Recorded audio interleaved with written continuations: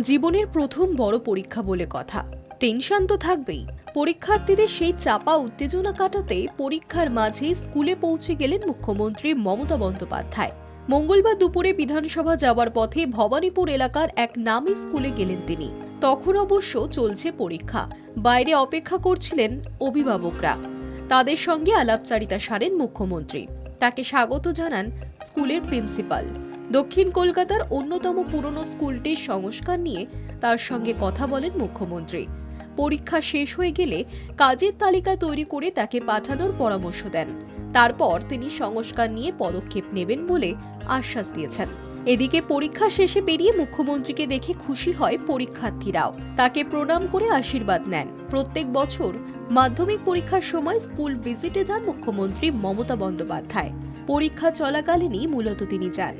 দূর থেকে সামগ্রিকভাবে পরীক্ষার হলগুলিতে একবার চোখ বুলিয়ে নেন, কথা বলেন স্কুল কর্তৃপক্ষের সঙ্গে। এবছরও তার ব্যতিক্রম হলো না। মঙ্গলবার দুপুরে বিধানসভা যাওয়ার পথে ভবানীপুরের একটি স্কুলের সামনে নেমে পড়েন মুখ্যমন্ত্রী। বাইরে দাঁড়িয়েছিলেন তখন অভিভাবকেরা। তাদের সঙ্গেই কথা বলেন তিনি। দিদিকে দেখে আপ্লুত তারা। মুখ্যমন্ত্রীর আগমনের খবর পেয়ে স্কুলের প্রিন্সিপাল তাকে স্বাগত জানাতে চলে আসেন বাইরে।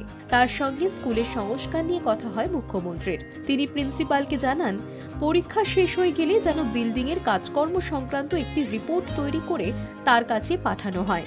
তিনি তা দেখে ব্যবস্থা নেবেন। কার হাত দিয়ে দেবেন রিপোর্ট তাও জানিয়ে দিলেন মুখ্যমন্ত্রী। তার এমন আন্তরিকতায় মুগ্ধ স্কুলের শিক্ষকরা। ম্যাডাম আপনি একদিন আসবেন। আচ্ছা পরে আসবেন। হ্যাঁ আপনি লাস্ট ইয়ারও তার আগে রং করছেন না কেন? আপনি দেখুন একটু রং করলে টাকা না, এখন আমি ওটা পরীক্ষা হচ্ছে বুঝবো না। আপনারা বলুন যদি রং করবেন ভালো করে, কি এস্টিমেট আছে আমাকে করে দিন। ম্যাডাম কোথায় জমা দেবেন কোথায়?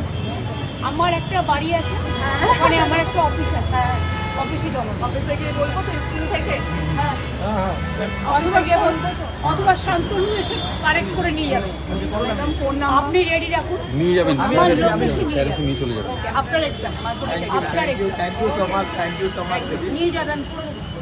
সুন্দর করে মানে হাই নিউজ নেটওয়ার্ক।